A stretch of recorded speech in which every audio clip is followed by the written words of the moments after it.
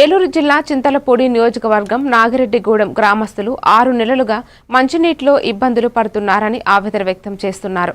త్రాగడానికి, అవసరాలకు ఉపయోగించడానికి సరిపడా నీరు రాక ఒకే మోటార్ ద్వారా 30 ఇళ్లకు సరఫరా చేయడం అసంపూర్ణంగా ఉండటంతో 3 రోజులుగా నీరు రాక సమస్య ఎదురవుతున్నట్లు తెలిపారు. ఎత్తులో ఉండటంతో పల్లంలో నీరు సరిపడా చేరకపోవడం, కొత్త లైన్ వేసి గేటు వాలు బిగించాల్సిన అవసరం ఉన్నప్పటికీ అధికారులు స్పందించలేదని వారు ఆవేదన వ్యక్తం చేశారు.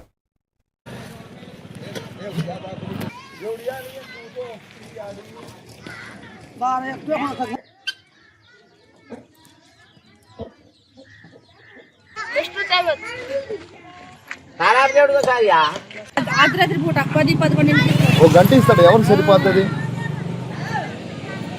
మా ఊర్లో